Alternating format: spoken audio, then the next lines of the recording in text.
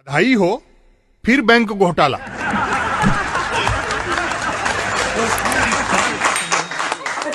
देश के अब तक के सबसे बड़े बैंक घोटाले के शुभ समाचार प्राप्त हुए।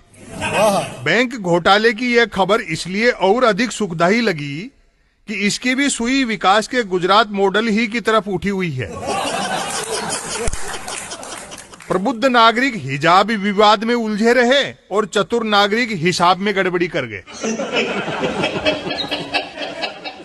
हिजाब जैसे विवाद कहीं इसीलिए तो पैदा नहीं किए जाते हैं कि लोगों का ध्यान हिसाब की गड़बड़ियों की तरफ न जा पाए। हम चाय और गाय पर राय व्यक्त करते रहते हैं और भाई लोग बैंकों के चूना लगाकर बाय कर जाते हैं।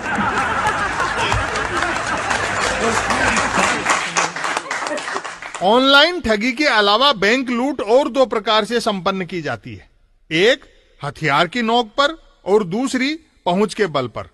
हथियारबंद लुटेरे जहां सीसीटीवी कैमरों वगैरह से घबराते हैं, वहीं पहुंच वाले लुटेरे ऑडिट वगैरह से।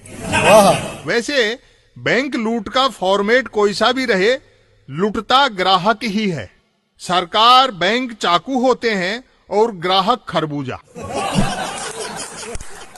2000 के नोट पर लिखा पढ़ें कि मैं धारक को 2000 रुपया अदा करने का वचन देता हूं, तो समझ जाएं कि यहां वचन आप दे रहे हैं और धारक का मतलब लुटेरे से है।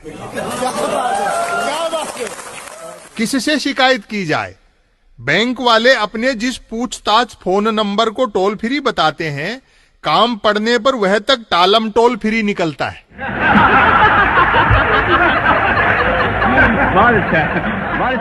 आम आदमी को कमाई के लिए भी पसीना बहाना पड़ रहा है और कमाई को बचाने के लिए भी। लगातार लुटते ग्राहक यह तक कहने लगे हैं कि बैंक नामक संस्था का गठन ही इसलिए किया गया था कि लुटेरों को लूट के लिए दर दर नहीं भटकना पड़े। हम इतना लूट चुके हैं कि बैंक लूट की खबरें अब हंसाने लगी हैं। बैंक घोटाले का छोटा मोटा समाचार महीने भर नहीं मिले तो बोरियत होने लगती है।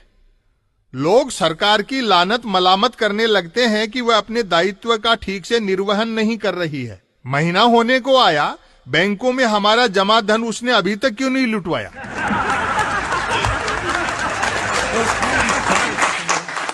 कर्तव्य याद दिलाने पर सरकार बैंकों की ऑडिट कराती है। ज्यों ही ऑडिट में किसी बैंक का फर्जीवाड़ा पकड़ में आता है, ग्राहकों के चेहरे खिल उठते हैं। वे आशीष देने लगते हैं कि चलो देर से ही सही, सरकार जिस काम के लिए चुनी गई थी उसे कर तो दिखाया।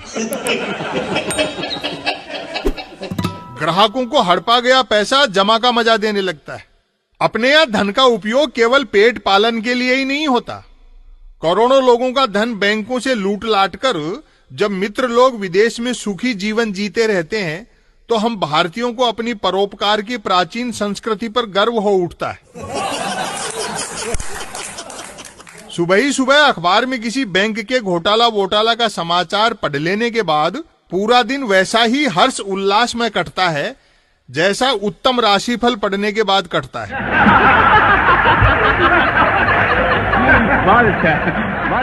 घोटाला के साथ वोटाला मैंने कोई तुक मिलाने के लिए नहीं बोला है, दोनों अलग अलग होते हैं। आर्थिक फर्जीवाड़े को घोटाला कहा जाता है और वोटों के फर्जीवाड़े को वोटाला।